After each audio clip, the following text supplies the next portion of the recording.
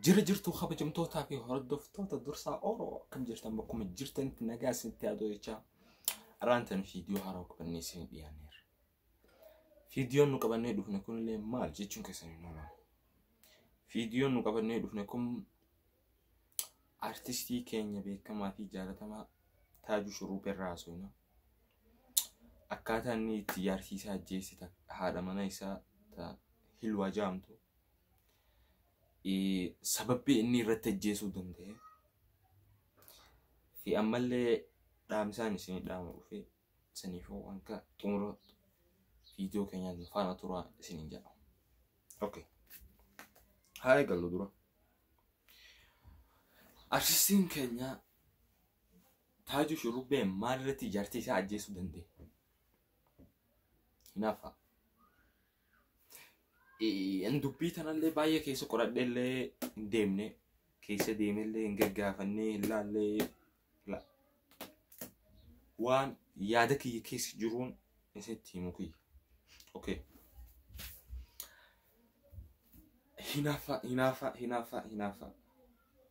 Hinaafaan tun nama ajjeesifti. Nama ajjeesifti. Hinaafaan tun waan namni hin godha jedhee sammuu isaa keessatti yaanne nama goosifti. Tamam. Bas obboleettii teenya Rabbi rahmataa godhuu fi Hilwaa. Bas baay'ee takkaan digattee miyyoo sana akka waaniin anaa fi isii wal beenuttiin bas maaliin isiin jaakaa baay'een digatte. Qoy. Artistiin keenya Taajuu Shuruubee isii rafaa iftu suuraa kaasee Hamza Shejjaabiritti ergee jira. Hamza Shejjaabir. Dubbii tanallee hangam takka dhugaadhaa quban qabu irraa. Garuu maaliin isiin jaakaa. Qoy ati obboleessa kiyya takka obboleettiitii. Ati jaartii ta'e tana tokkorra, lamarra, sadirra, afurirra, shanirra gorsi. Akka kun sin baasu taa jiin. Yoo ammoo isin si diddee galakkisi. Intalti tun lafaan baanee beeke. Haadha qabdi, abbaa qabdi, obboleessa qabdi, firaa fi aalii qabdi. Tamam. Yoo ammoo firaa fi aalii isii tanan beeyne tawakkaladhu jiini hafe maaltu ajjechaa fide? Maaliif ajjeesuu dandeesseet? Akkamitti ajjeefte intalaan baa? Lafaan baane tumtee deebitee huutu. Egaa Rabbiin akka jabeedha.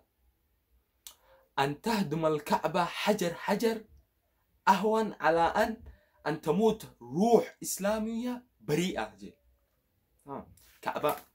Ka'ba beeytanii mire qiblaa muslimiina khasayidni keenya Ibraahim jaare sun dhagaa takkaan bu'utu irra wayyiina jee lubbuu bari'a takka ajjeesuru. Ati dhuftee tumtee huutee deebitee shurtu boolistiif kennuu jechuun maa jechuu? Are you crazy? Ha? Waan fakkaatu miti. Tamam hin aartee haa jennu. Aaruu wooma jiru. Garuu nama ajjeesuudhaa miti. Yoo aarte nama hin ajjeesin.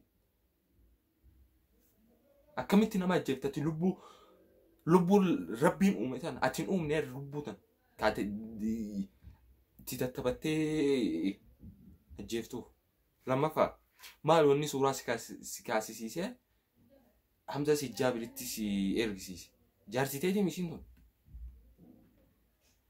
Tamam yaa akhi akka ati feetu siitoo diddee miree dhiisi. Akka siitoo diddee akka ati feetu. Haa ta'u akkaatu.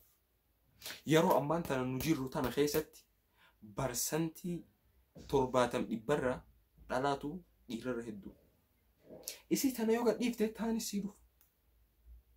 Jiruun teessan tun yoo karaa sirriitti isinii deemuu diddee dhiisi kalaas. Maaltu hojjisirak? maaltu lubbuu si baasisiise? Egaa bas maalin isiin jaalleen beeku garuu waan dhaamsaan isinii dhaamu dhiiraaf jechuudha. Intala takka jaartii ta'e haadha manaa tan ta'e akka ati feetu yoo sii ta'uu didde dhiisi. Kutijiin takka warra si deebisi. Bakkittuma irraa fuute deebisi. Takka tawakkali jiin. Maaltu lubbuu rabbiin uume kanaan ajjeesuun si gee. Addunyaa irratti illee jazaa kee argatta. Rabbi biratti illee akhiraa akkasuma. Maaltu hayaata kee si dammarsiise? Akkasuma miti. Takkaan ammallee intala dhalaaf hin dhaamu. Obboleettii tiyyaati. Dogongoruu wooma jiru. Namni hin dogongora. Akkamitti dogongoreetti illee wanni hin godhinati. Abbaan keenya Aadam alayhi salaam dogongoree jannata keessaa ba'e. Garuu dogongora isaa kana sirreeffatee jannata deebi'e. Akkasuma ati illee dogongorta. Dogongora kee kana fira beektee mire karaa kan keetti irratti deebi'i. Osoo jaarsa kee jala jirtu dhiira birootiif janaajjanamuu jechuun waan hin fakkaanne eebiidha. Sheemiyoonni kana. Tamam. Hangam takka lubbuun rabbiin uume tana ati ajjeesuu jechuun maal fakkaata? Keef waan sammuu nama seentuu miti tun. Hin aartee mana caccabse. Foon caccabse. Gitaara dhai caccabse waan mana keessa jiru isitti aara qabda biraa bahi deem biraan taa'in. Maaliif yoo bira teesse waan gootu hin beektu. Namni gisee aare waan haasa'uuf waan dalgu hin beeku. Akkasuma miti. Tanaan isinidhaan. Namni dogongora wooma jiru.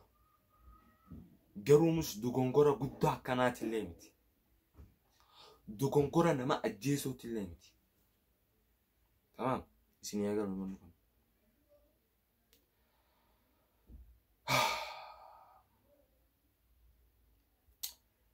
Bas maalin isin jaan beeku obboleeyyan kiyya.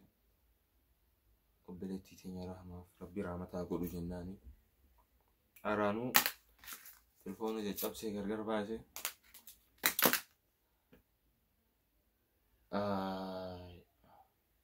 Koi zamanni nu amma keessa jiru kun zamana baay'ee nama ajaa'ibsiisu. Guutuu akka jaartiitu jaarsa akka malee godhu. Guutuu akka jaarsaatu jaartii akka malee godhu.